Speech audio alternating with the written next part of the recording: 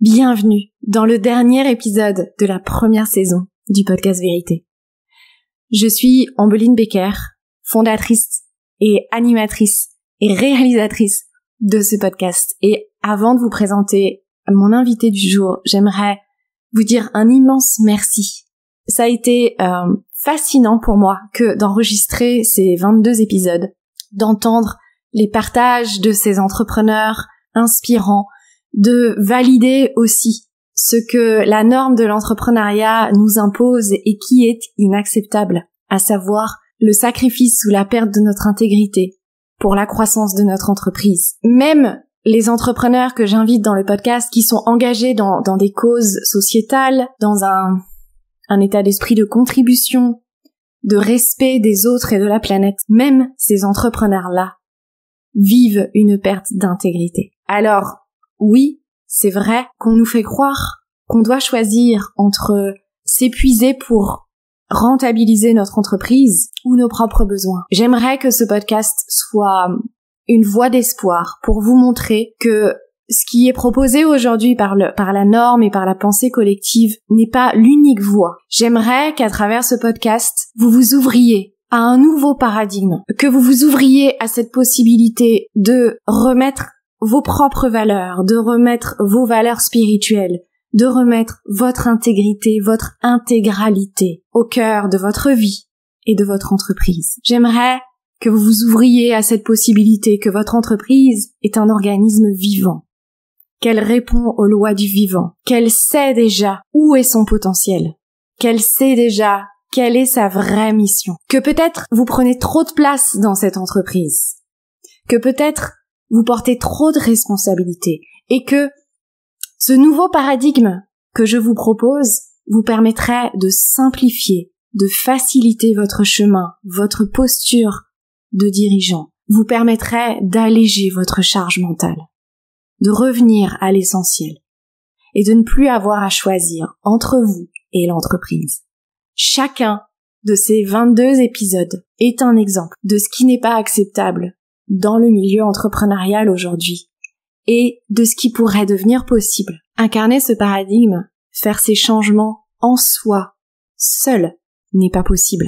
Pour cela, vous avez besoin de vous entourer et d'être soutenu par une ou plusieurs personnes qui vont tenir cet espace pour vous, qui vont tenir ce niveau de conscience pour vous. Vous avez besoin de transformer vos systèmes de croyances, de stopper vos fuites d'énergie, de stopper les dissonances, de vous autoriser un prochain niveau d'amour de soi, de liberté, pour faire partie de ces entrepreneurs au service d'un monde nouveau, d'un nouveau paradigme, et servir plus grand. Aussi bien en l'incarnant qu'en contribuant avec votre entreprise et avec vos équipes. Pour cela, 2 possibilités. En ce qui me concerne, je vous accompagne toujours avec une immense joie et beaucoup d'engagement en coaching privé. Et, à partir de septembre, j'ouvre un nouveau collectif, l'Espace 37. L'Espace 37 est un collectif de 37 femmes entrepreneurs engagées au service de plus grands, engagées à réconcilier réussite économique et sociétale, à réconcilier puissance, amour et intégrité. Un collectif qui sera ouvert pour 1 année. L'offre de lancement pour rejoindre ce collectif se termine le 31 juillet et les inscriptions clôturent au plus tard fin août ou avant si les 37 places sont déjà prises. Si vous avez besoin qu'on en parle ensemble, contactez-moi à ombeline@nous.ceo ou sur les réseaux sociaux, ce sera avec grand plaisir que je répondrai à vos questions. Pour revenir au podcast, une 2e saison est déjà prévue. La diffusion démarrera probablement fin septembre. Et d'ici là, je vous invite à me retrouver dans mon carnet de bord hebdomadaire. Vous pouvez vous inscrire sur le site nous.ceo, télécharger également votre guidance audio pour reconnecter à votre pourquoi. Et à propos du pourquoi, vous avez également sur mon blog ambelinebecker.com/blog un tout nouvel article qui a été rédigé à partir des épisodes du podcast sur la notion de burn-out, de perte de sens et la clé derrière le pourquoi. Je parle du pourquoi à ma façon. Ce n'est pas un concept marketing. C'est une clé d'élévation. C'est une clé d'alignement. Autant pour vous que pour l'entreprise. Si vous avez envie de contribuer au podcast, écrivez-moi à ombeline@nous.ceo ou sur les réseaux sociaux. Merci de profiter de votre été pour écouter peut-être les épisodes que vous n'avez pas encore écoutés, pour me faire vos retours, pour poser vos questions, pour peut-être lever la main si vous souhaitez être invité dans la prochaine saison du podcast qui s'annonce à ce jour 100% féminine. Pour ce dernier épisode de la saison, j'ai la joie d'accueillir Audrey Destin, fondatrice de Poppy, cette marque française de produits d'hygiène jetables fabriqués en matière écologique et made in France, qu'elle crée en 2019. L'an dernier, 2022, Poppy dépasse déjà le palier du 1 million d'euros de chiffre d'affaires, sauvant ainsi plus de 15 000 arbres grâce à ses papiers recyclés. Audrey est membre notamment des réseaux Make Sense et EDC, les entrepreneurs et dirigeants chrétiens. Elle nous parle dans le podcast de sa spiritualité et de l'impact de celle-ci dans sa posture de CEO. La conversation est basée sur sa citation favorite de Charles Péguy qui est « Tout ce qui élève unit ». Et elle nous raconte à quel point sa posture de dirigeante et son entreprise s'alignent à cette citation. On parle aussi d'écologie et de comment l'écologie pourrait être une forme ou serait une forme de spiritualité. On se pose la question aussi de la spiritualité en tant que tabou chez les entrepreneurs et les dirigeants ou de plus en plus mise en lumière. Bref, une conversation ouverte qui apporte des clés aussi pour faciliter ce chemin d'entrepreneur.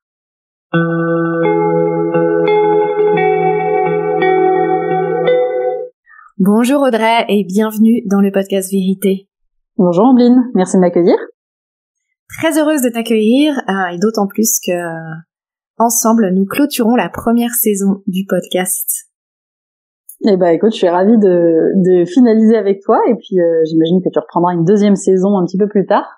Oui, c'est déjà prévu dans quelques mois. Oui, tout à fait. Alors, avant de plonger un peu dans notre sujet qui avec toi, j'aimerais vraiment clôturer cette saison sur le thème de l'entrepreneuriat et la spiritualité et du leadership spirituel en tant qu'entrepreneur, en tant que CEO engagé. Mais avant cela, est-ce que tu aimerais nous décrire ton environnement pour qu'on puisse t'imaginer pendant que tu nous parles? Alors là, tout de suite maintenant, je suis dans la salle de réunion de du bureau de Poppy qui se trouve rue du Havre à côté de Saint-Lazare. Et donc c'est une salle de réunion très un peu froide, très blanche partout, et avec un tableau, tu sais, des tableaux blancs sur lesquels tu dois écrire avec le bon stylo, sinon ça foire le tableau. Et ben voilà, sauf qu'il est du coup personne l'utilise parce qu'on n'a pas les bons stylos. Oui, donc, c'est ça, j'allais dire le plus difficile, c'est de trouver le stylo. Voilà, donc c'est mon environnement immédiat. Le plus difficile, c'est de trouver le stylo. Voilà. Ok, magnifique. Et alors, qu'est-ce que tu aimerais nous dire pour te présenter et peut-être aussi les grandes étapes de ton parcours et celles de Poppy? Avec plaisir. Donc, je m'appelle Audrey et j'ai créé une entreprise il y a un petit peu plus de 3 ans maintenant qui s'appelle Poppy, qui est une marque de papier d'hygiène. Donc, on commercialise des papiers toilettes, mouchoirs, essuie-tout, qui sont ce qu'on appelle engagés. Mais alors, nous, on est engagés sur le sujet environnemental, le sujet social. J'en reparlerai certainement après. Voilà, on a pas mal de labels qui valident nos engagements, mais on a aussi toute une culture d'entreprise qui essaie d'appuyer ces engagements-là.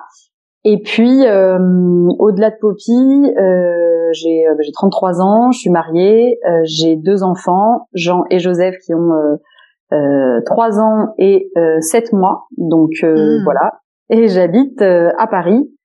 Comme beaucoup de Parisiens, dans un tout petit appartement qui commence à me taper sur le système. Voilà. Donc, je suis une Bordelaise agacée de Paris, mais qui y reste quand même. Voilà.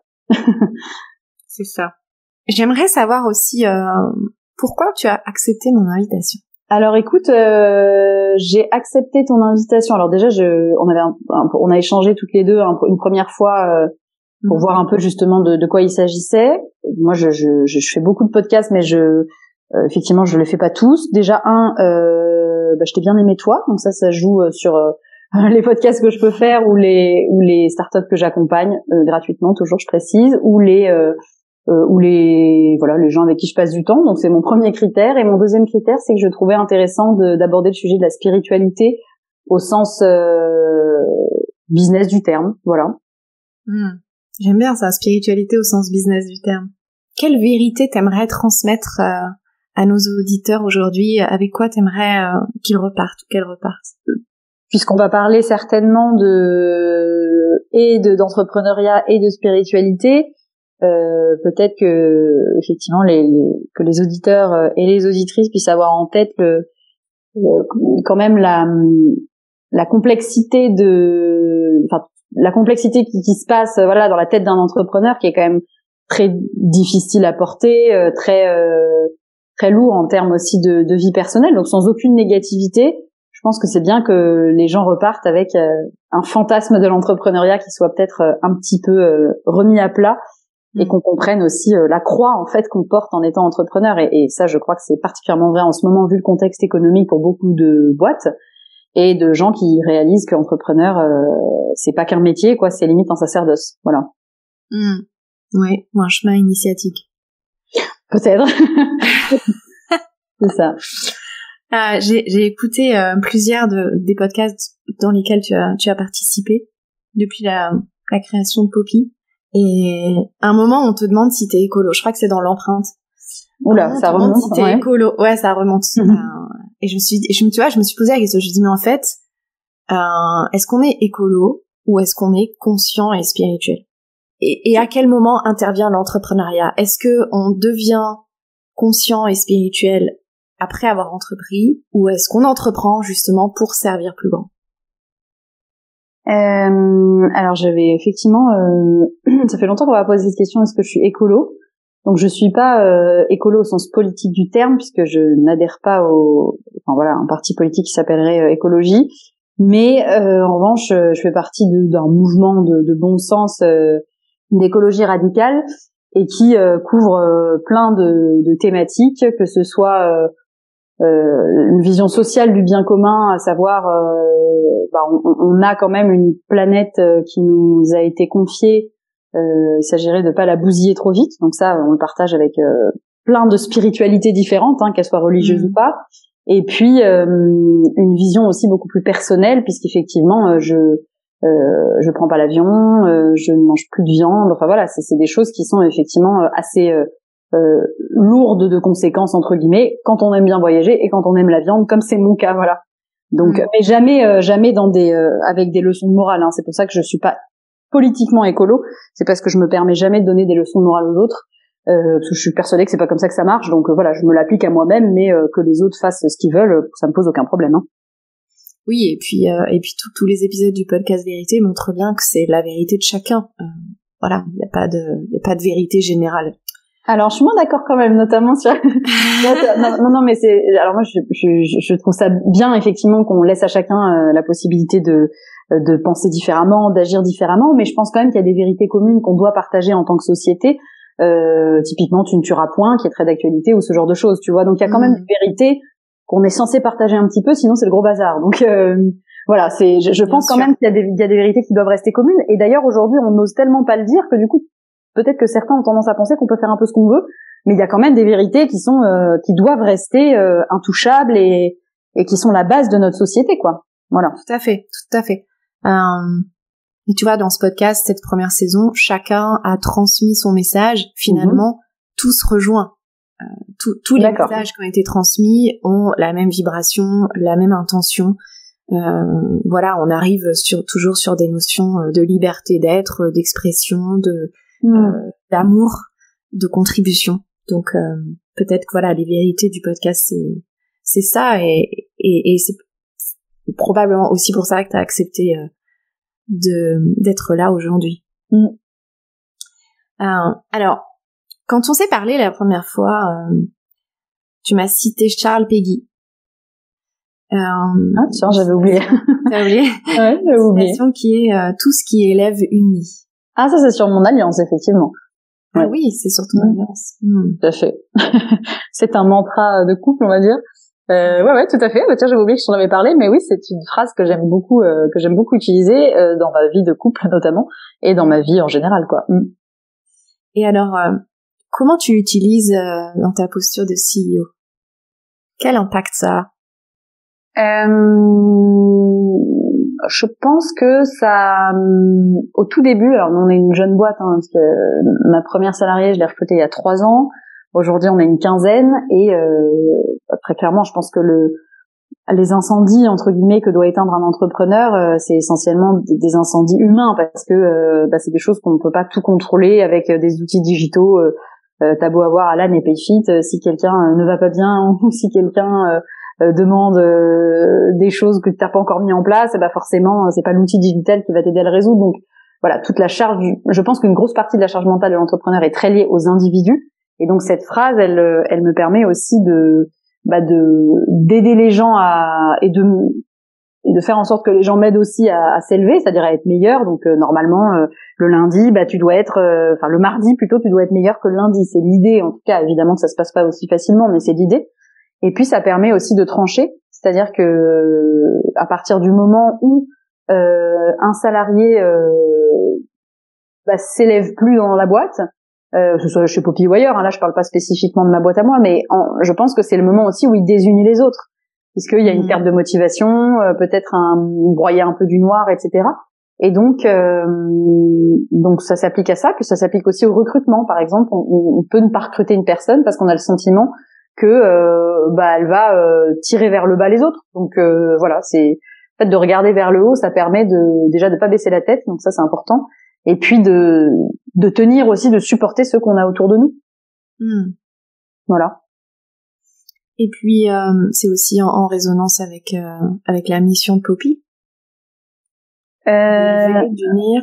Ouais, c'est vrai. Alors nous on est donc notre slogan c'est petits gestes gros impact. Après on a vraiment comme mission de démocratiser en fait des produits d'hygiène qui sont chers, hein, on va pas se mentir, parce que français, parce que recyclés.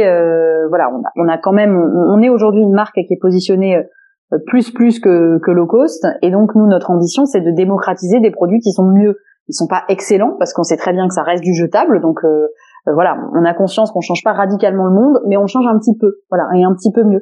Et donc, comme on est une marque familiale, on a envie d'embarquer à terme toutes les familles françaises dans ce mouvement-là, dans ce mouvement du mieux. Et effectivement, on pense que ça élève les gens d'acheter des choses meilleures que d'acheter des chinoiseries qui sont bonnes ni pour eux ni pour la planète, quoi.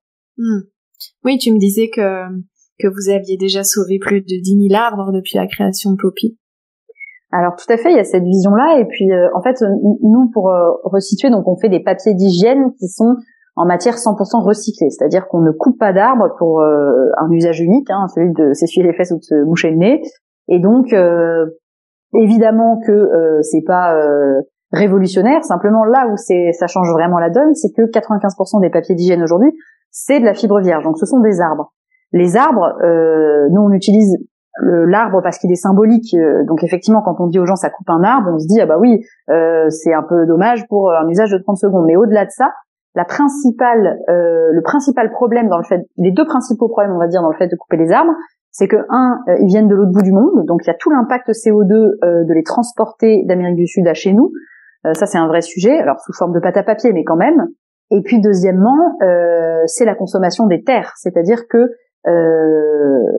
pour faire pousser des forêts, qu'est-ce qu'on fait ? Déjà, on exproprie les gens qui étaient là depuis des centaines d'années, on les met dehors, parfois pour rien du tout, on plante des arbres, et qu'est-ce que ça veut dire, planter des arbres sur ces zones-là ? Ça veut dire qu'on peut pas planter des céréales, on peut pas planter de la nourriture pour les humains ou pour l'élevage. Et c'est ça le plus problématique, en fait, c'est la monopolisation des sols pour créer des forêts artificielles pour ces usages-là. Après, il y a d'autres usages, hein, mais voilà. Après, moi, je n'ai rien contre le business forestier, puisque d'ailleurs, je viens de là, dans les Landes, puisque dans ma famille très large d'ailleurs, cousins, etc., on vient tous des Landes du côté de mon papa, et chacun, c'est une espèce de tradition, a toujours sa petite parcelle de pin dans les Landes. Attention, c'est un business qui est un business durable, les pins sont coupés une fois par vie, et fabriquer un meuble qui va durer des centaines d'années, on parlait de ça à l'époque, alors aujourd'hui les gens jettent leurs meubles au bout de 10 ans, mais avant on les gardait très longtemps, Ça, pour moi, c'est pas du tout répréhensible. On est sur une gestion durable. Ce qui est embêtant, c'est la notion de durabilité, justement. Combien de temps on parle, voilà. Et aujourd'hui, comme on est très habitué à switcher de vidéos, de machins, de trucs, alors je vais faire un peu du réseaux sociaux bashing très classique, hein, ça fait un peu vieille conne, mais en soi, voilà, c'est important de se poser la question du temps, en fait. Combien de temps ça va durer et est-ce que mes actions ont un impact négatif sur ce temps-là, quoi. Voilà. Donc oui, c'est la mission de Poppy. Et puis oui, puis il me semble que tu as eu le déclic de Poppy dans ta forêt. En fait, à la base, j'avais envie justement, de dynamiser un peu ce territoire. La forêt des Landes, c'est, je sais pas si tu y es déjà allé, mais j'adore. Je rêverais d'avoir une parcelle de forêt dans les Landes. tu vois, il s'y passe pas grand chose. Déjà, t'as pas le droit de construire de baraques dessus parce qu'évidemment, ça pourrait prendre feu, donc ça met quand même en danger la zone. Alors, il y en a, mais c'est très spécifique. Et en fait, c'est une forêt qui a été créée par Napoléon pour assécher les marécages. Donc, c'était vraiment, il y avait une logique sanitaire dans la création de cette forêt-là. Et donc, elle est d'utilité publique. D'ailleurs, si tu vas sans produit anti-moustique, tu risques de pas passer un bon quart d'heure. Mais voilà, c'était vraiment l'enjeu. Et simplement, donc nous, c'est pas du tout un business, hein, mes parents sont profs de philo, donc ils ne tirent pas d'argent de cette forêt de pins. Mais en tout cas, elle nous a été léguée, et on est quand même obligé de l'entretenir, notamment de couper du petit bois entre les lignes de pins pour laisser passer les pompiers en cas de tempête ou d'incendie. Et je me suis dit, c'est con, qu'est-ce qu'on peut faire de ce bois déjà coupé, du papier, et quel est le papier qui est utilisé tous les jours et par tout le monde? Le papier toilette, ça me faisait marrer. Donc en fait, c'est parti de là, mais dans une logique plutôt de réutilisation, voilà, de se dire, mais vu que c'est déjà là, qu'est-ce qu'on peut faire avec? Et comme ça n'a pas fonctionné pour des raisons techniques, je me suis dit, qu'est-ce qui est déjà là et qui peut faire du papier? Banco, du papier qui a déjà été jeté, et c'est comme ça qu'on a utilisé du papier recyclé. Ok. Tu me disais dans notre premier entretien aussi que tu faisais partie du réseau entrepreneurs et dirigeants chrétiens. C'est quoi, toi, ta définition de la spiritualité? Juste un contexte. La spiritualité, alors elle peut prendre, je pense, plusieurs formes chez certains religieuses. Moi, c'est le cas, mais c'est plutôt basé sur des textes et une morale que sur une pratique. Donc c'est ce qui distingue parfois aussi des protestants des catholiques. Moi, je suis devenue protestante, je suis une ancienne catholique. Et voilà, donc j'ai aujourd'hui une vision beaucoup plus intellectuelle de la religion que pratique. Voilà, bref, tout ça est complexe entre les églises chrétiennes, mais en tout cas, je vois la chose de façon beaucoup plus intellectuelle maintenant que je suis devenue protestante. Et la spiritualité, elle, pour moi, c'est tout ce qui surplombe entre guillemets un peu nos actions. Et ce qui nous permet de prendre des décisions, alors qu'elles soient bonnes ou mauvaises, mais en tout cas c'est ce qui peut se séparer de l'action. Voilà. Et d'ailleurs c'est pour ça aussi qu'en tant qu'entrepreneur, on a très très peu l'occasion et la chance de se mettre nez à nez avec notre spiritualité, c'est parce qu'on a très peu de temps et beaucoup de charge mentale. Et donc je crois que c'est ça aussi qui fait que finalement on doit être parmi les gens qui ont le moins le temps et l'opportunité de papoter un peu avec notre spiritualité. Mais voilà, c'est ce qui est détaché de l'action en fait. Alors évidemment les génies arrivent à faire les deux en même temps, mais bon, souvent il faut quand même un peu de calme et un peu de réflexion pour avoir de la spiritualité tout simplement. Et toi, comment tu fais pour relier cette spiritualité à ton entreprise, et dans toutes les sphères de ta vie, j'imagine, puisque il y a pas de séparation. Comment tu fais pour gérer, pour trouver cet équilibre entre l'action, la non-action, cet espace nécessaire, et puis finalement trouver une cohérence aussi entre les valeurs, entre ce en quoi tu crois et ta posture. Alors je pense que déjà pour me forcer à le mettre, à ancrer quand même ma vision du monde, on va dire, dans l'entreprise, dès le début, alors même que j'étais toute seule d'ailleurs, parce que je suis restée quand même 1 an et demi toute seule sur Poppy, donc j'avais pas de salarié pendant 1 an et demi, j'ai quand même posé sur papier les valeurs de la boîte. Et ces valeurs, en l'occurrence, on a le pragmatisme, l'ambition, l'efficacité et la légèreté, puisque c'est hyper important, je pense, d'être léger, de pas constamment, tu vois, voilà, être dans un truc trop prise de tête, quoi. Nous, on a un ton humoristique. Moi, je suis toujours hyper joyeuse. Enfin, je pense que les gens savent pas quand ça va pas, tu vois. Enfin, c'est très rare quand les gens se rendent compte que je vais pas bien. Et donc, ça, je trouvais ça important de le poser. Et donc, mine de rien, c'est une partie de la spiritualité que j'ai essayé de mettre à l'écrit, tu vois. Et donc voilà, c'est écrire des éléments qui auraient pu rester purement dans mon cerveau sur papier pour que déjà ce soit partagé par les gens que je recrutais, pour qu'ils se disent ah oui effectivement moi aussi je pense comme ça, tiens ça me donne envie de m'impliquer.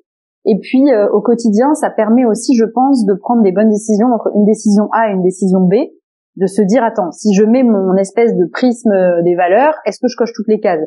Bon, s'il y en a une qui est pas cochée, on va se dire allez banco, c'est pas grave. S'il y en a 3 sur 4 qui sont pas cochées, c'est que la décision n'est pas bonne à prendre, tu vois. Donc je pense qu'on peut quand même mettre sur papier des éléments un peu plus spi, ce qui permet justement d'avoir un business, alors évidemment pas parfait, mais qui s'accorde au maximum avec ce qu'on croit.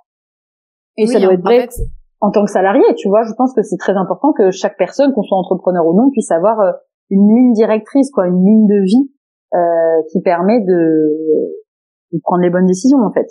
Oui, bien sûr, d'avoir ça fait partie aussi de la connaissance de soi. Et donc en fait, ce que tu as posé sur le papier la première année de Poppy, c'était les débuts de la culture de l'entreprise. Ouais, je pense que c'est ça. Et puis après, chaque personne qui est arrivée et qui est repartie d'ailleurs, a mis sa pierre à l'édifice et a certainement contribué aussi à modifier une culture de base qui était beaucoup la mienne, parce que c'est normal en fait quand on est solo founder, forcément on a tendance à un peu calquer sa façon de fonctionner sur les autres. Donc ça peut être bien au début, mais après il faut quand même mettre un peu d'eau dans son vin parce qu'on n'est pas tout seul.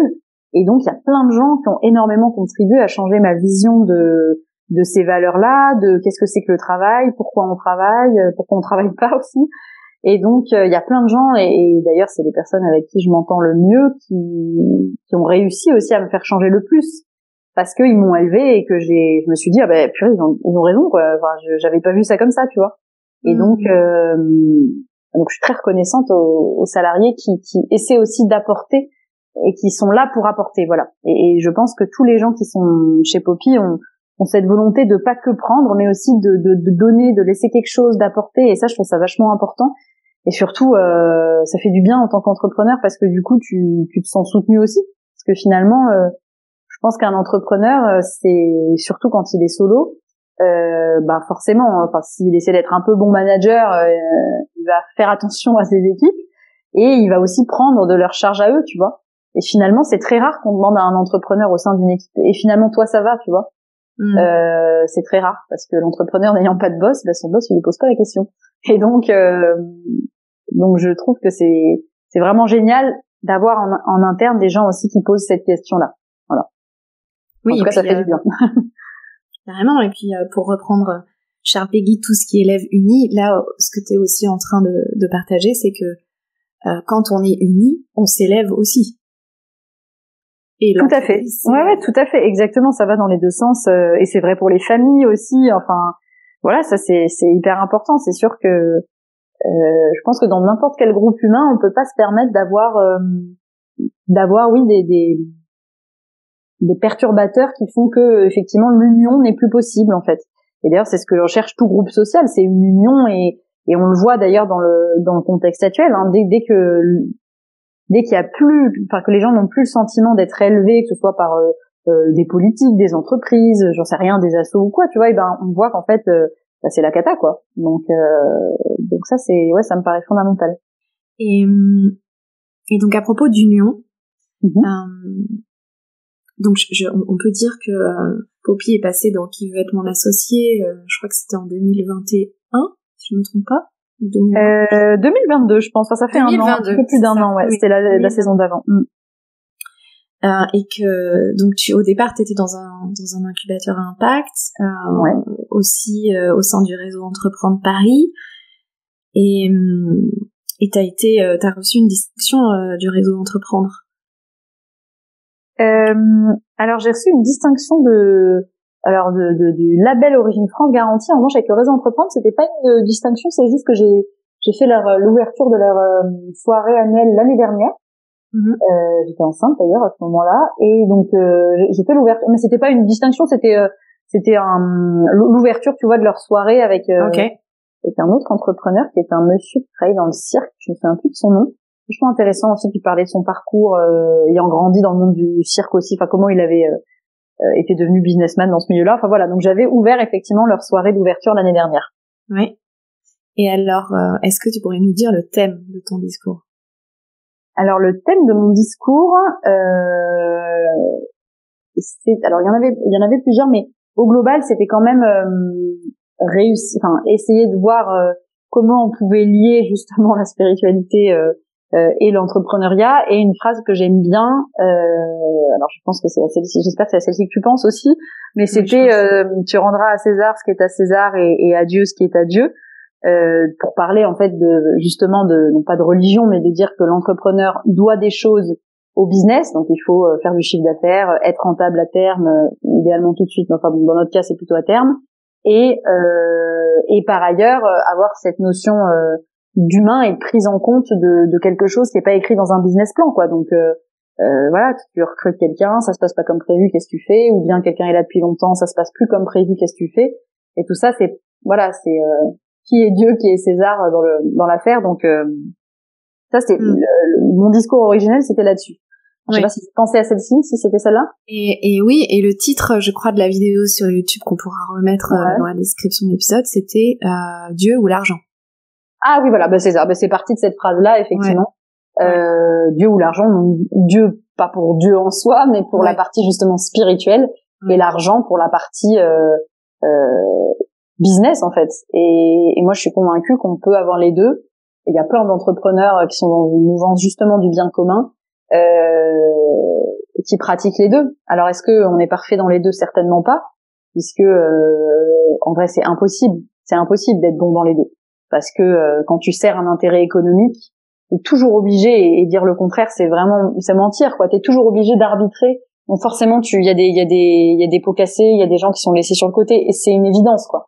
Mais tu fais au mieux, tu te raccroches à tes cordes dans un sens ou dans l'autre, et puis voilà, tu fais au mieux. Mais c'est très débattu en ce moment, ces sujets-là, et c'est agréable parce que je trouve qu'en France on a beaucoup eu très très peur de parler justement de spiritualité et ou de religion, par peur de pas avoir l'air laïque, par peur de je sais pas quoi d'ailleurs. Et là c'est bien parce qu'on en parle librement, enfin je trouve qu'on en parle de plus en plus sans que ce soit un sujet tabou où les gens commencent à trembler comme des feuilles. Donc c'est agréable, tu vois, ça veut dire qu'on peut parler de tout, et c'est surtout quand c'est positif, je vois pas pourquoi on n'en parlerait pas, quoi. Voilà. Oui, et puis pour rester sur cette notion d'union ou d'unité, c'est unir le spirituel et le matériel.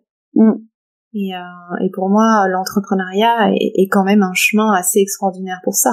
Ouais, tout à fait.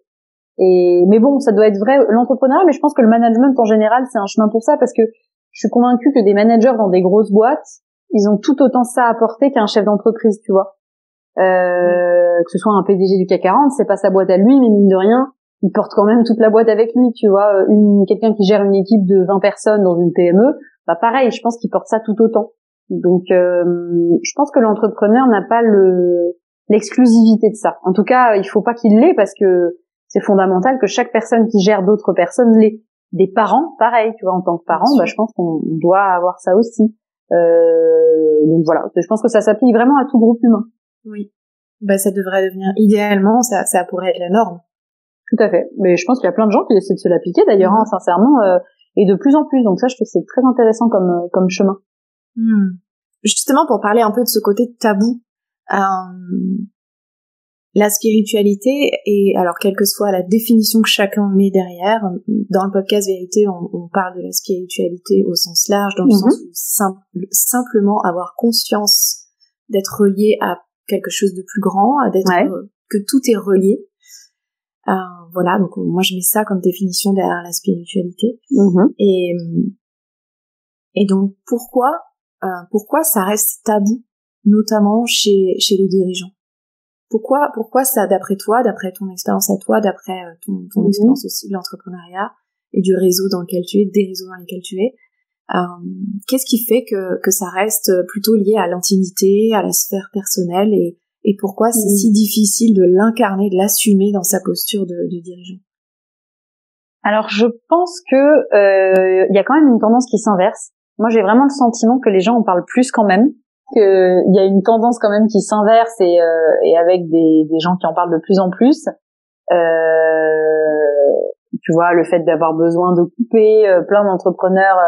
Alors LinkedIn, c'est profusion de posts en ce moment. Et donc il y a plein de gens qui posent des trucs justement sur le fait qu'ils déconnectent, que ils sont très à l'aise avec le fait de prendre du temps pour soi. Donc je pense quand même que c'est un peu la mode. Après, en ce qui concerne donc au-delà de LinkedIn et des start-upers, ce qui concerne les grands dirigeants de grosses boîtes, c'est vrai que là pour le coup ça se fait très peu. Je pense déjà que c'est des gens qui ont des quantités de travail qu'on n'imagine pas.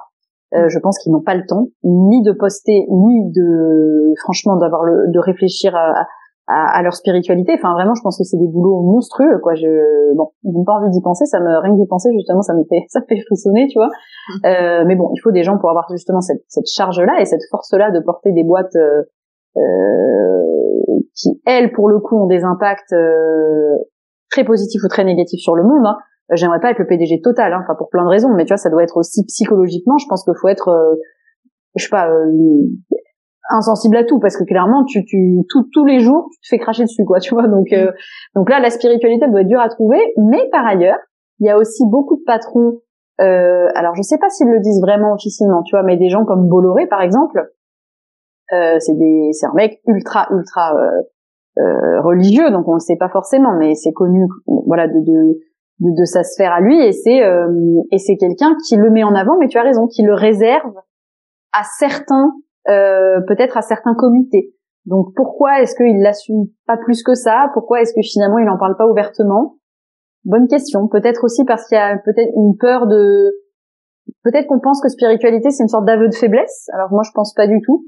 Mais peut-être qu'il y a un peu de ça, ou peut-être aussi qu'il y a justement la crainte de passer pour quelqu'un qui est pas laïque, tu vois. Enfin, dans le cadre de la spiritualité religieuse, je pense que c'est ça. Et sinon, dans la spiritualité non religieuse, que tu décris comme être lié à quelque chose de plus grand, ce que je trouve une très bonne définition, je pense que c'est, voilà, peut-être qu'il y a un côté aussi chez certains hommes, notamment, peur d'avoir l'air un peu plus faible, alors que c'est pas une histoire de faiblesse, c'est juste que ça les sort de l'action, quoi.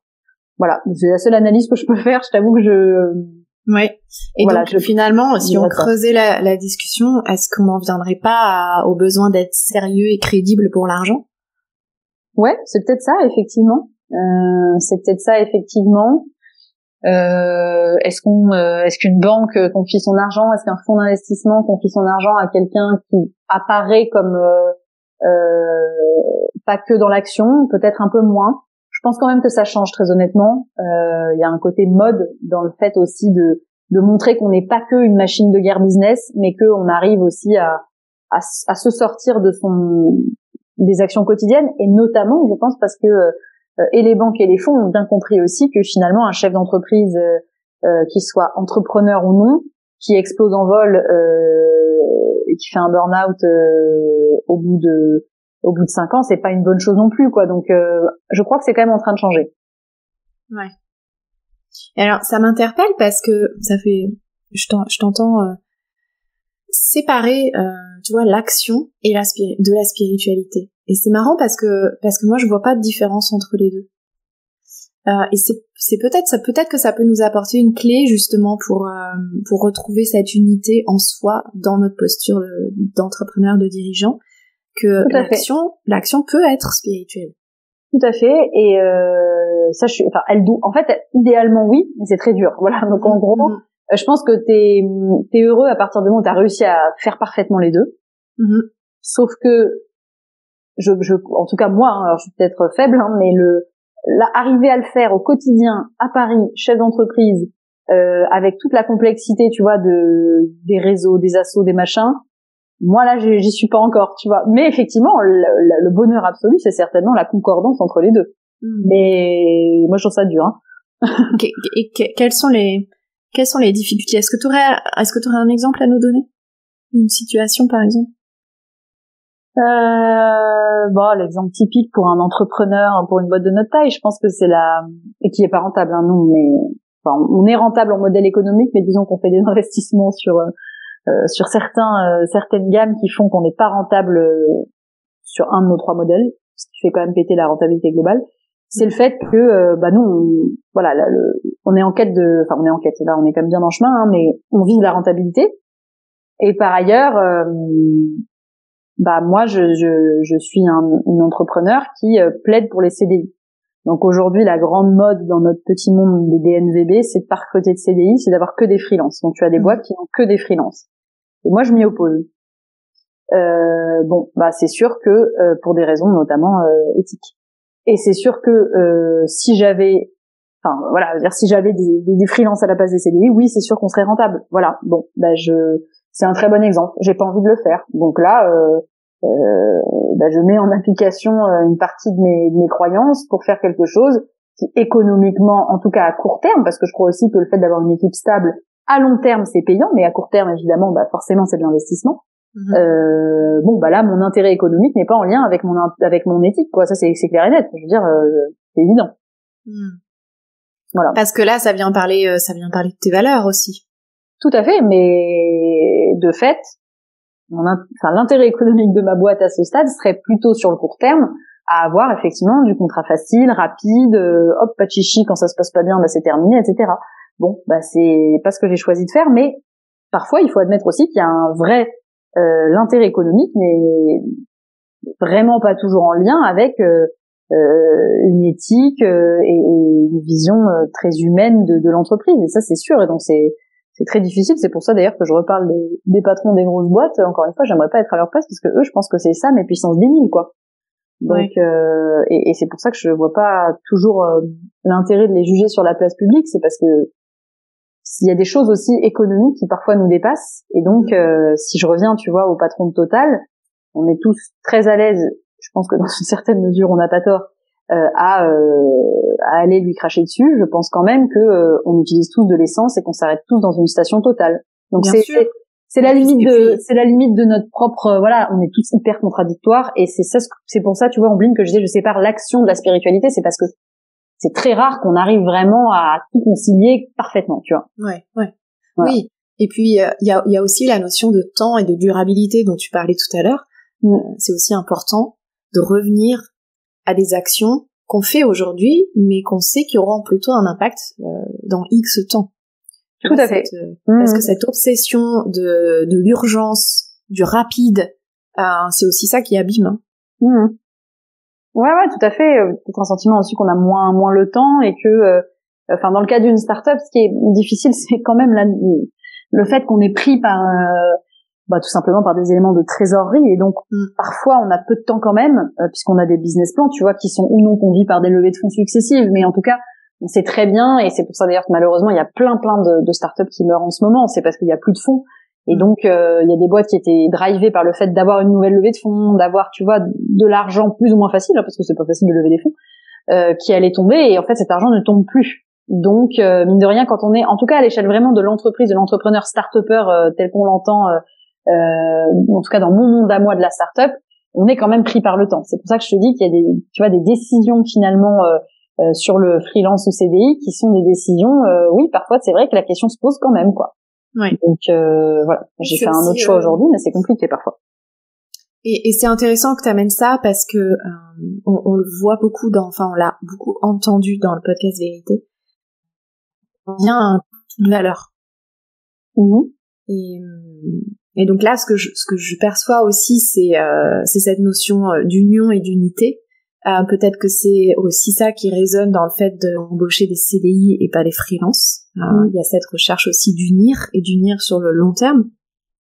Mais à un moment donné, alors je dis pas que c'est ton cas à toi, mais j'adresse ça parce que je le rencontre souvent auprès des chefs d'entreprise. Parfois, il y a un conflit de valeurs qui fait qu'on a l'impression de devoir choisir entre un côté ou l'autre, alors que quand on réajuste nos croyances peut-être autour de chacune de ces valeurs, on trouve un peu la voie du milieu. On trouve la troisième voie. Alors oui, dans certains cas, dans des cas très humains, malheureusement, il y a rarement des troisièmes voies, je trouve quand même. Et après aussi, ce qu'il faut accepter, parce que l'union, ça veut pas forcément dire que t'es béni oui, tu vois, à tout accepter, ou dans un sens comme dans l'autre, le salarié comme le dirigeant. Mais moi, j'ai tout à fait conscience aussi, et d'ailleurs, j'essaie d'être le plus transparente possible et que les gens sachent me dire, mais je sais très bien, notamment sur des générations plus jeunes, il y a des jeunes aujourd'hui, rester plus de 2 ans dans une boîte, c'est impensable. Et je l'ai en tête. Ça veut pas dire qu'on n'est pas unis, tu vois. Je sais très bien quand certains vont, enfin, je sais très bien non, mais en tout cas, je peux imaginer quand certains vont avoir des cycles, et c'est de plus en plus. C'est très rare aujourd'hui de rester toute une vie dans une boîte, tu vois. Et donc ça, on le sait aussi. Ça veut pas dire qu'on n'est pas unis. Ça veut dire que l'union, elle se fait différemment, et que si quelqu'un part pour une bonne raison, c'est bien dit, c'est bien préparé, ça casse pas, tu vois, parce que t'arrives quand même à garder ton niveau d'élévation que tu voulais, quoi. Donc l'union, ça veut pas forcément dire rester ad vitam aeternam dans le même bureau, tu vois. Ça veut dire que t'étais aligné au bon moment, t'es rentré, t'es sorti, t'as dit, t'as organisé, t'as fait la transition. Donc je trouve que ça veut pas dire on sera toujours tous ensemble. Alors dans le mariage, je trouve que c'est différent parce que pour le coup, moi j'ai une vision du mariage radicale, et donc oui, je pense quand même que le mariage implique l'union égale ad vitam aeternam, mais dans le cadre de l'entreprise, je ne considère pas que c'est un mariage, voilà. Bien sûr. Et puis ça résonne aussi avec ce que tu disais tout à l'heure de finalement chaque salarié apporte quelque chose, et cette chose-là reste dans l'entreprise même quand la personne s'en va. Exactement. Et enfin moi j'ai le sentiment alors des gens que j'ai managés en direct, parce que maintenant il y a aussi des gens tu vois, enfin il y a des managers qui managent des personnes chez nous, donc je connais parfois pas très bien tu vois des personnes qui arrivent, alors qu'avant je connaissais tout le monde parfaitement. Donc c'est rigolo, tu vois, j'ai des gens qui me disent tiens, c'est marrant, je sais pas exactement qu'est-ce qu'ils font en dehors. Enfin voilà, donc j'ai perdu, c'est normal, au bout d'un moment tu perds un peu la connaissance personnelle de certains. Mais tous ceux que moi j'ai eu en direct, c'est des gens avec qui je m'entends extrêmement bien, et y compris ceux qui sont partis. Enfin j'aurais toujours, je pense, une forme de reconnaissance, d'amitié, quoi, pour eux. Et si c'est pas le cas, ça veut dire qu'à un moment il y a eu un problème. Mais en tout cas, pour l'instant, ça a toujours été le cas. Donc je croise les doigts, et je me dis que si c'est pas le cas, c'est que j'aurais certainement merdé à un moment, que j'aurais pas montré que j'étais à l'écoute, ou peut-être que si ça se passe mal à la fin d'un contrat, c'est que j'ai pas su non plus mettre la personne dans de bonnes dispositions, tu vois. Donc voilà, c'est en tout cas pour l'instant, j'ai vraiment ce sentiment que l'union est restée, même pour ceux qui ont mis un pied dehors, quoi. Voilà. Et alors, on parlait aussi de tendance de ce qui est dit sur les réseaux, notamment LinkedIn. Il y a en ce moment aussi cette tendance du management plus conscient, de tous les process d'onboarding, du travailler autrement. Bon, évidemment, les confinements ont eu un impact énorme sur tous ces sujets-là. Comment ça se passe chez Poppy? Je crois que vous êtes une quinzaine de salariés, tu m'avais dit? Oui, tout à fait. Comment ça se passe chez Poppy? Quelles sont un petit peu les règles qui sortent de la norme, ou qui créent une nouvelle norme en termes de management, de bien-être au travail, d'épanouissement, de contribution? Alors tout ça a vachement évolué, parce que au début, en gros, moi j'ai créé le premier salarié, je l'ai accueilli début mars, et on a été confinés le 15 ou le 16, donc tu vois, on a passé beaucoup de temps en physique ensemble. Et donc on s'est construit toutes les deux, en tout cas sur une relation à distance. Donc il a fallu tout construire sur des trucs à distance, comment se parler, comment se connaître, même sur le perso, alors qu'en fait on se voit jamais. Enfin, ça a été très particulier, pour tout le monde d'ailleurs, mais très vrai pour Poppy. Donc on s'est construit là-dessus. Pareil avec la deuxième salariée, et puis c'est à partir du troisième salarié où là on a commencé à se revoir en vrai. Et donc au début c'était bizarre parce qu'on n'avait pas du tout pris cette habitude, donc on a repris des habitudes de gens normaux dans une vie normale. Et là effectivement ça a été, moi j'avais une autre boîte avant, donc j'ai repris en fait aussi des codes et des choses que j'avais trouvé vachement bien pour Poppy, quoi. Donc aujourd'hui je dirais que on a deux types de profils et d'onboarding. Des gens qui sont à Paris, donc dans ce cas-là on est au bureau ensemble. Alors moi je télétravaille, pas de problème, enfin c'est pas un truc qui me dérange.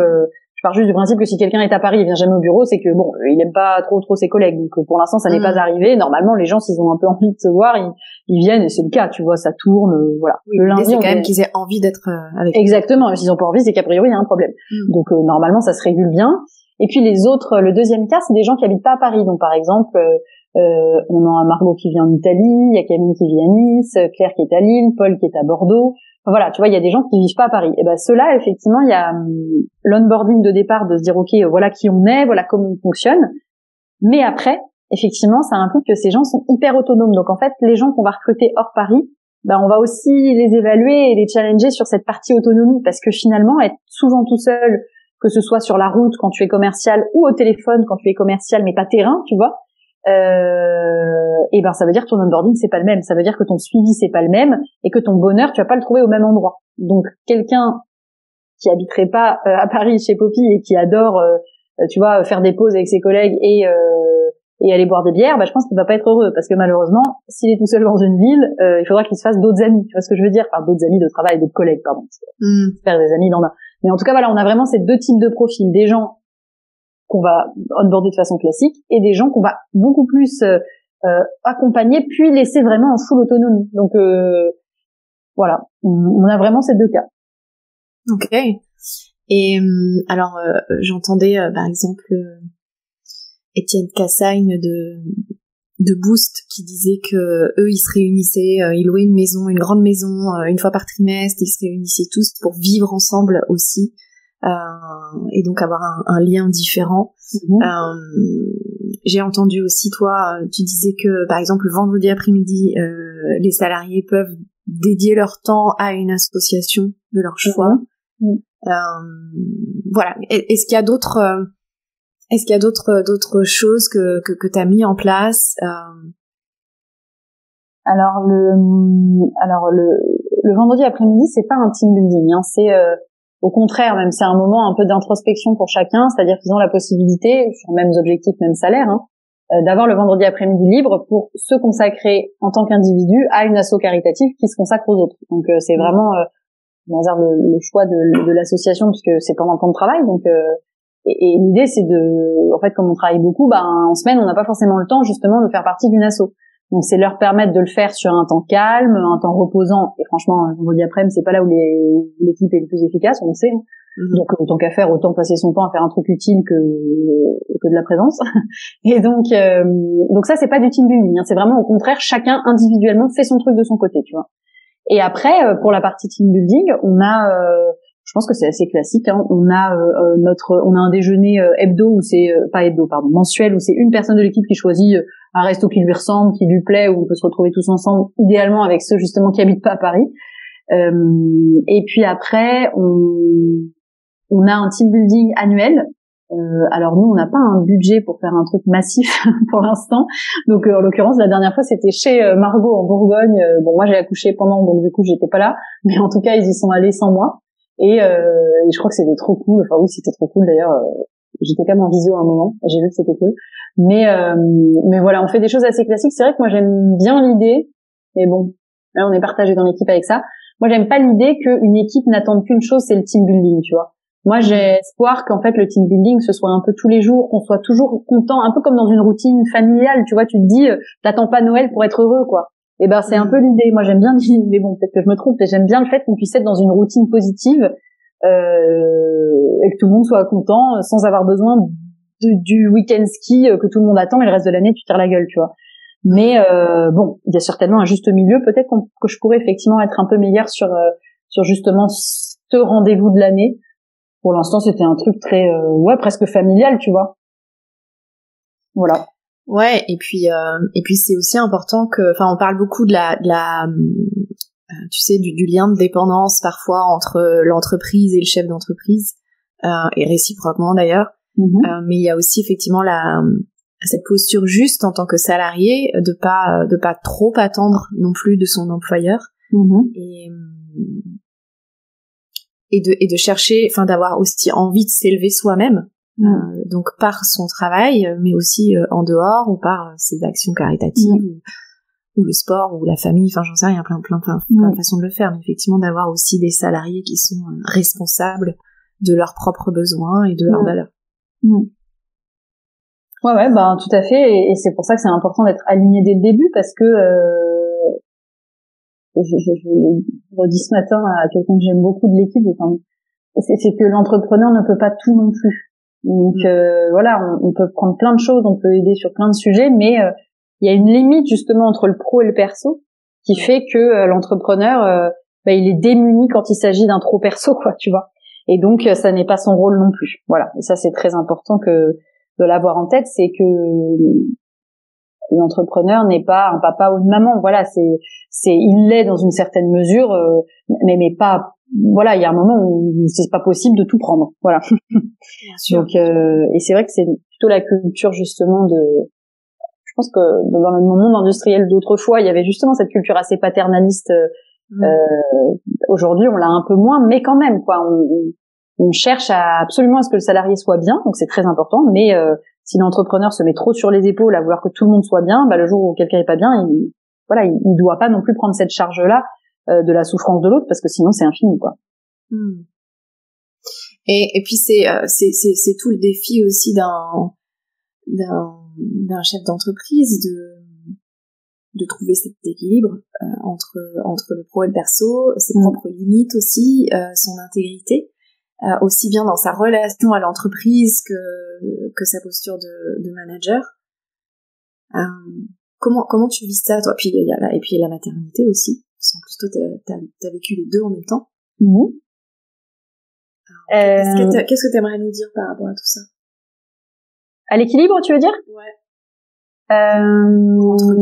Entre toi et le reste. L'équilibre, je pense qu'il y a des jours où je le trouve, des jours où je l'ai pas du tout. Donc voilà, ça c'est un point important. Un autre point important aussi qui nous relie à l'argent. Je pense quand même que les gens riches ont plus d'équilibre que les gens qui ne sont pas riches. Typiquement, si j'avais une nounou, tu vois, c'est tout bête, hein. Mais je pense que si j'avais une nounou, mon équilibre serait certainement plus simple. Voilà, sincèrement. J'ai pas les moyens d'avoir une nounou à Paris, en ce moment en tout cas. Et donc voilà, tu vois, c'est tout bête. Mais parfois, l'équilibre, tu le trouves aussi parce que t'as les moyens. Donc ça aide beaucoup. Tu vois, j'avais un échange avec HEC Entrepreneurs, un truc organisé pour des entrepreneurs heureux, qui s'est vachement bien d'ailleurs sur un programme d'entrepreneuriat d'HEC justement. Et donc on était plusieurs femmes à intervenir. Et il y en avait une qui disait moi j'ai même pas j'ai la chance, déjà je crois qu'elle disait j'ai une sorte d'équipe de foot de nounou, tu vois. Donc quand j'ai besoin, je l'appelle et moi ah ouais, ça me paraissait dingue, c'est ça en fait. C'est ça le truc. Et tu vois, et ça c'est une histoire d'argent évidemment. Alors aussi du fait d'avoir envie ou non de passer du temps avec les enfants le soir et tout, mais je crois quand même que tout papa et toute maman à un moment ont quand même envie de passer du temps. Donc c'est vrai que ça peut soulager d'avoir de l'argent pour avoir quelqu'un qui aide à habiller, qui aide à récupérer, parce que tu vois par exemple là où c'est très difficile parfois dans certains cas, c'est les horaires, parce qu'en fait il faut être à 8h30 à la crèche, qui n'a rien à voir avec le lieu de travail, qui n'a rien à voir avec les rendez-vous.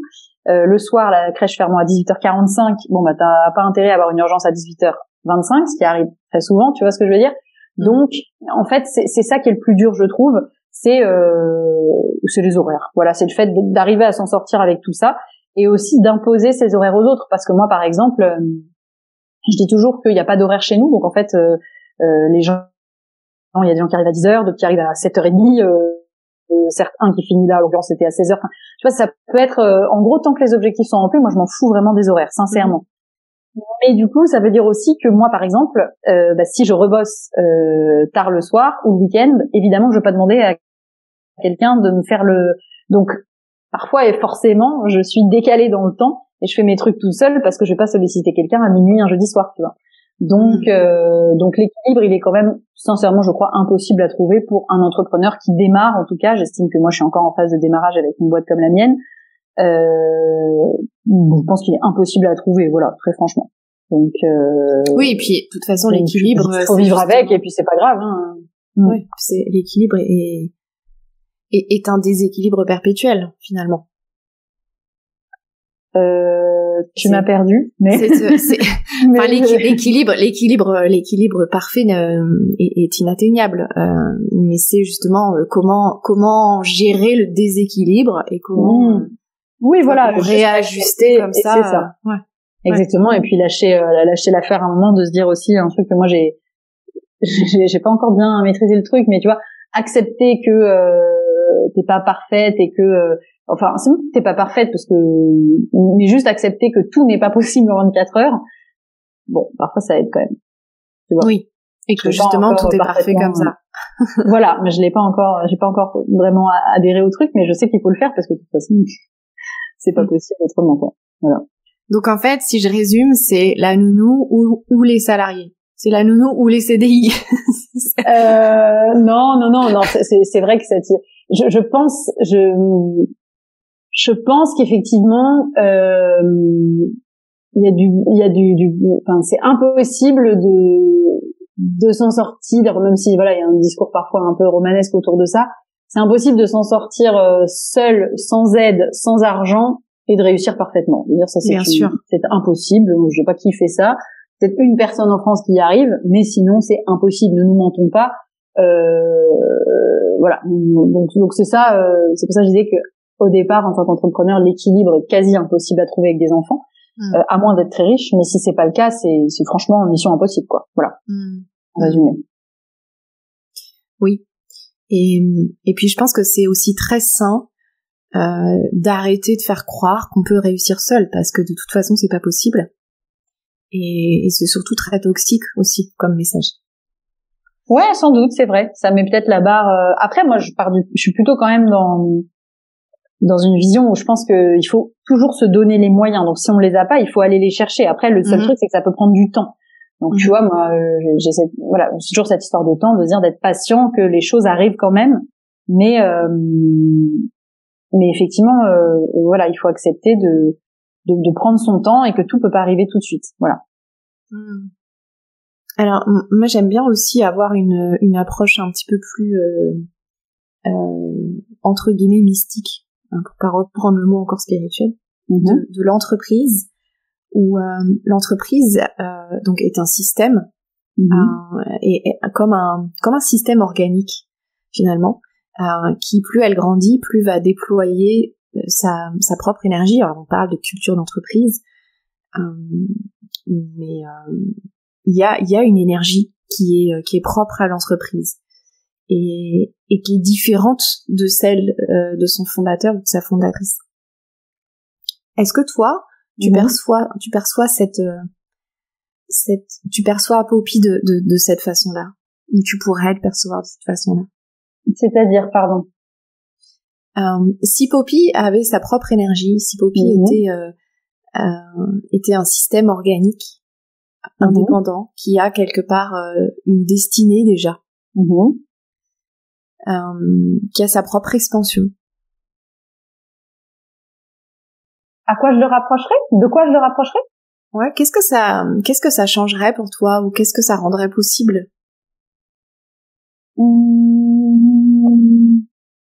Bah, ça me complexifierait la tâche. Ça veut dire j'aurais une autre personne pensante et dotée d'émotions à gérer, donc je préfère éviter. Voilà, ça me va très bien que. Non, très franchement, tu vois, je trouve que c'est, pour le coup, je suis contente que l'entité Poppy ne soit pas un individu. Et d'ailleurs, je dis toujours, parce que parfois les gens en rigolant ou pas, d'ailleurs, me disent tiens, t'as 3 enfants, t'as Poppy, t'as tes 2 enfants. Alors ça n'a rien à voir. Le niveau d'amour que j'ai pour mes enfants ne sera rien à voir avec. Mais peut-être que pour d'autres gens c'est vrai, tu vois. Mais alors vraiment, je distingue très très bien les deux. Je n'associe absolument pas Poppy. Alors j'aime bien ma petite mascotte, tu vois, j'ai un peu d'affection pour ce petit poussin. Mais l'entreprise en tant que telle, je l'associe à un groupe d'individus qui sont, tu vois, drivés par la même ambition et la volonté aussi de vivre de cette activité. Ça c'est très important. On le fait pas juste pour se marrer, quoi. On le fait parce qu'on a envie, parce qu'on est payé pour ça par le fruit de notre travail. Et donc, ça me va très bien comme ça, tu vois. Je l'associerais vraiment pas à une entité autre que groupe humain. Donc, je gère les humains un par un. Et en plus, je devais gérer le groupe. Non, ça, je sais pas si ça répond à ta question, mais en tout cas, l'idée même me panique. Voilà. Parce que t'as l'impression que ça te rajouterait une charge mentale ou une responsabilité. Oui, tout à fait. Tout à fait. Et parce qu'en fait, par expérience, au contraire, ça allège. Ah bon, je vais creuser le truc. Ça décharge. Quelque part, ça décharge quelque chose, parce que, tu vois, il y a comme quelque chose qui est un peu au-delà de ton contrôle.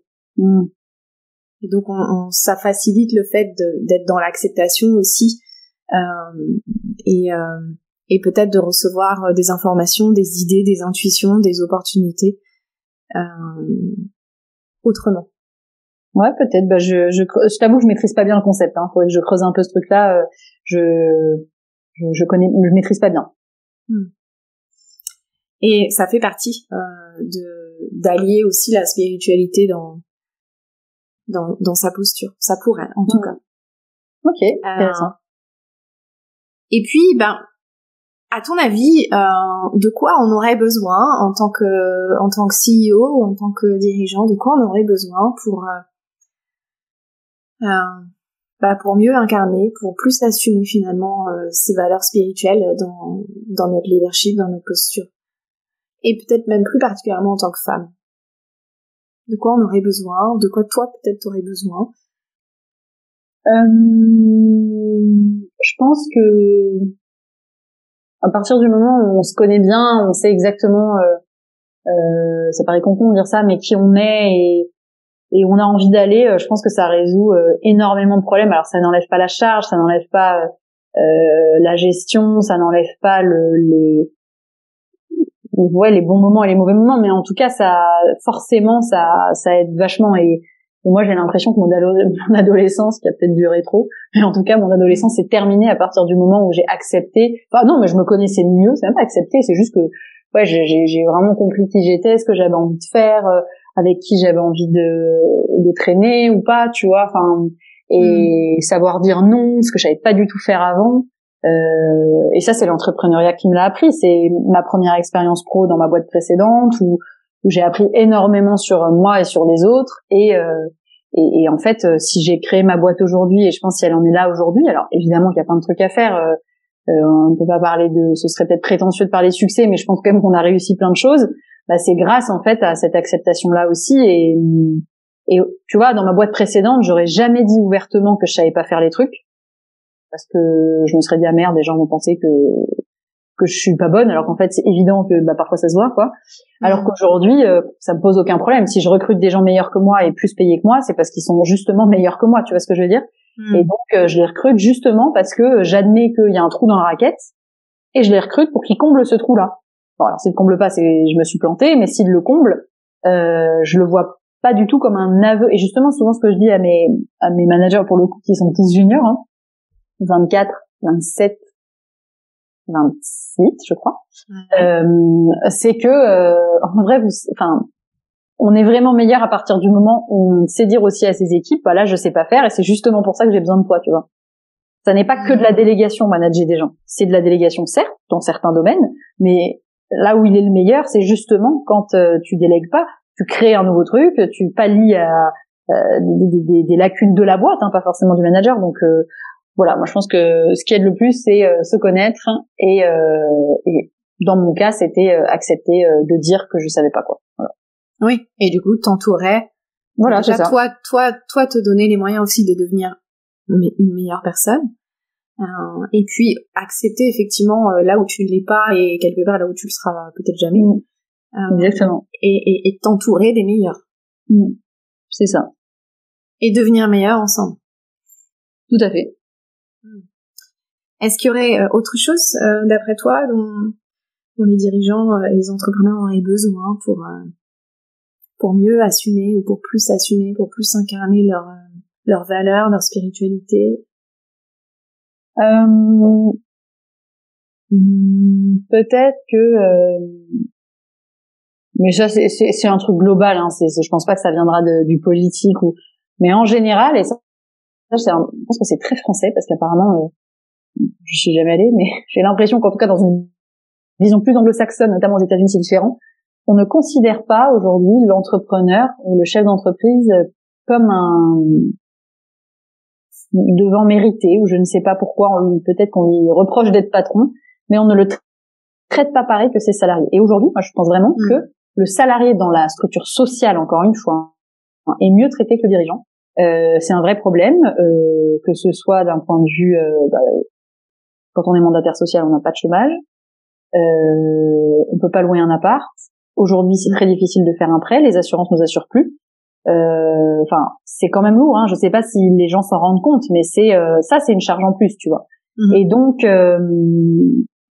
surtout en ce moment, effectivement, avec les taux, le danger, effectivement, je le comprends que ça pour les assurances et autres banques d'assurer et d'aider un entrepreneur, mais en tout cas, nous ne sommes pas traités comme les salariés le sont. Voilà. Et ça, je pense que c'est très problématique parce que même si les gens rêvent de créer leur boîte, il y a bien un moment où on va quand même se rendre compte que dans la balance, c'est pas forcément un bon calcul. Donc voilà, je trouve que c'est quand même c'est très gênant. Je te parle même pas des places en crèche, parce que bon, déjà qu'il y en a pas pour les salariés, il y en a encore moins pour nous les entrepreneurs. Mais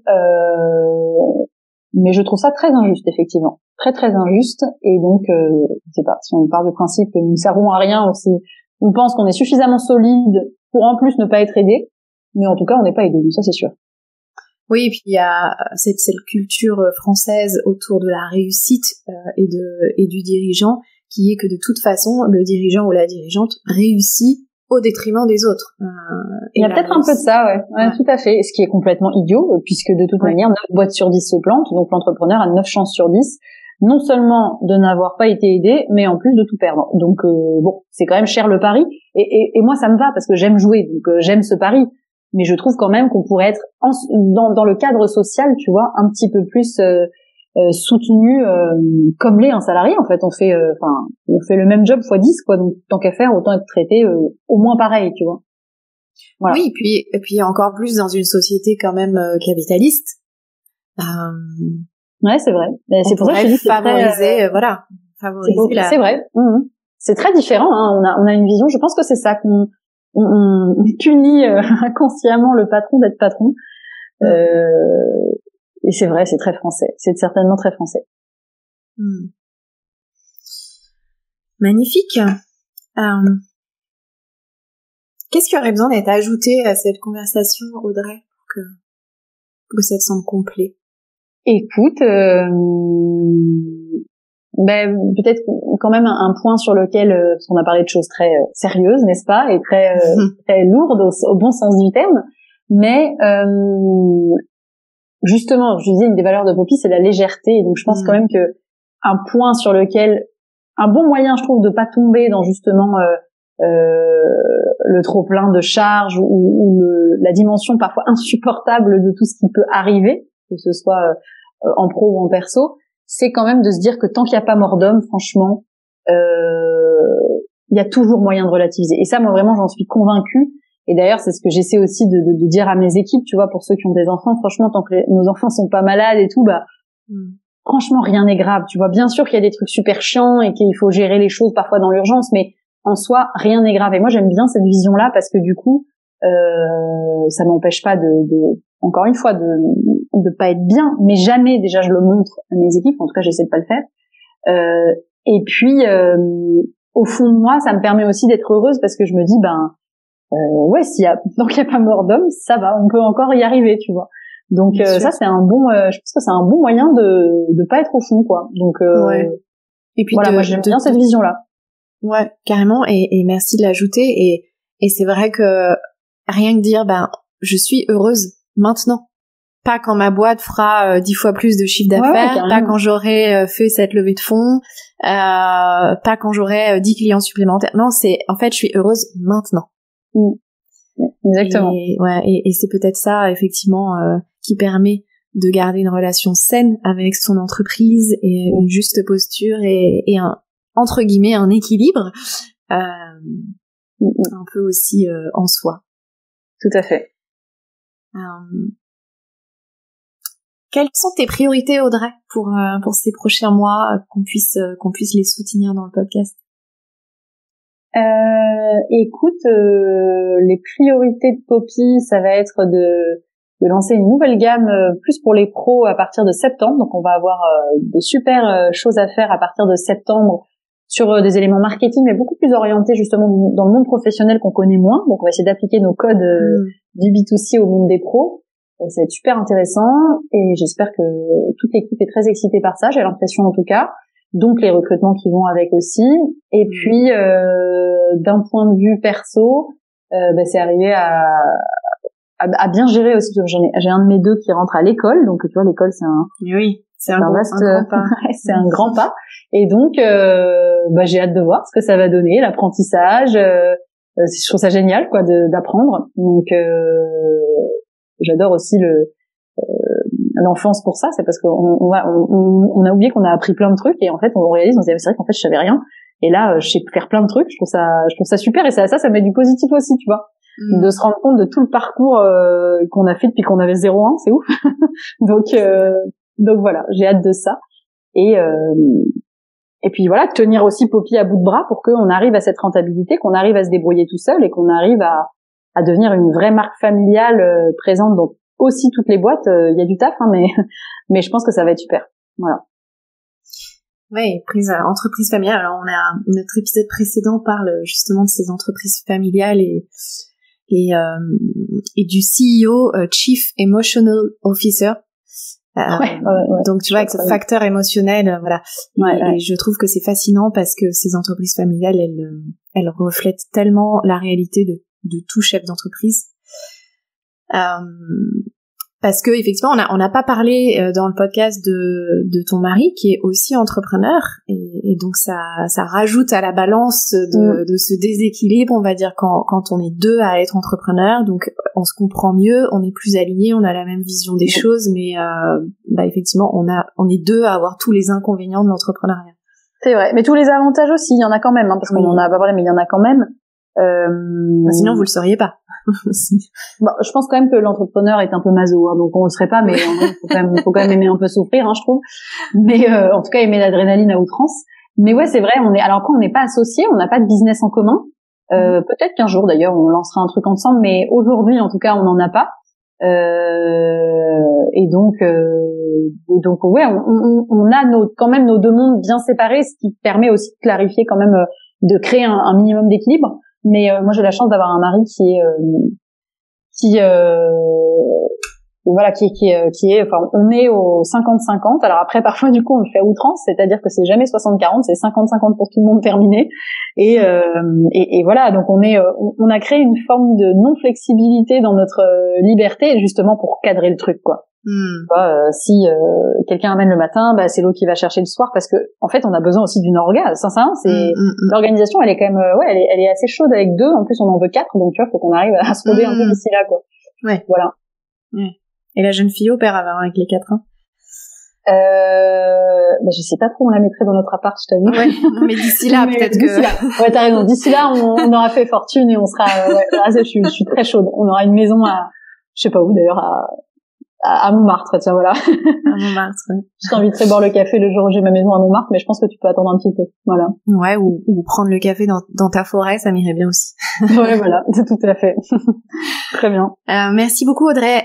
Est-ce que merci à toi. Il y a une personne que t'aimerais entendre dans le podcast? Alors c'est pas pas entrepreneur, mais c'est quelqu'un que j'aime beaucoup, Sixtine Pega, qui gère la maison du bien commun. C'est par rapport à ta relation à la spiritualité. Ouais. Je pense que ça vaudrait le coup que tu échanges avec elle. C'est une fille que j'adore, qui gère sa baraque justement du bien commun avec brio, tout en discrétion. Voilà, une finesse aussi qui est pas toujours courante dans notre Startup Nation, et je trouve qu'elle le fait très très bien. Donc voilà, je pense que ce serait très intéressant que tu échanges avec elle. Alors elle fait partie du mouvement, mais ça n'est pas la fondatrice, mais elle travaille pour ce terrain notamment qu'il a créé. Ouais. Et donc voilà. Okay. Je pense qu'elle peut être considérée comme un entrepreneur. Merci. Voilà. Et puis, avec quoi toi tu repars de cet épisode, Audrey?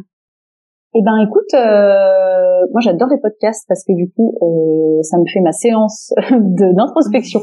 Donc j'en avais besoin aujourd'hui en plus, donc c'est très bien. J'aime beaucoup me reposer aussi sur des questions clés et savoir aussi pourquoi je fais tout ça. Donc les podcasts, honnêtement, je trouve que c'est vachement bien pour ça, particulièrement celui-ci, parce qu'on a beaucoup parlé de choses qui sont un peu enfouies, donc c'est très bien.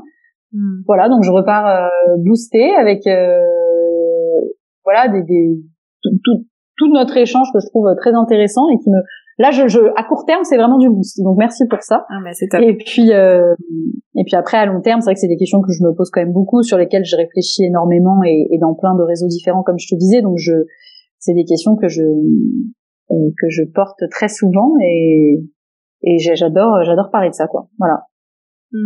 Magnifique. Et puis effectivement les prochains pas pour notre entreprise sont toujours d'abord pour nous.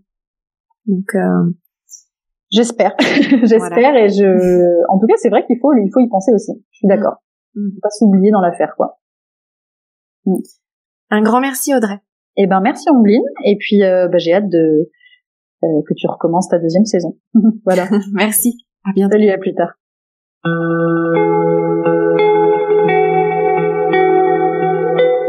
Encore une fois, merci d'avoir écouté cet épisode jusqu'à la fin. Merci d'être fidèle au podcast Vérité. Pensez à vous abonner au podcast pour être informé de la diffusion de la 2e saison au mois de septembre. Je vous souhaite un magnifique été. Prenez soin de vous. prenez soin de votre alignement, mettez de la clarté sur ce que vous désirez vraiment pour votre vie et pour votre entreprise, afin de mettre celle-ci au service de votre vie, et non l'inverse.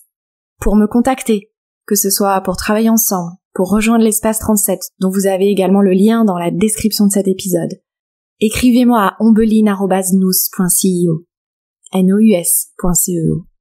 On se retrouve sur les réseaux sociaux.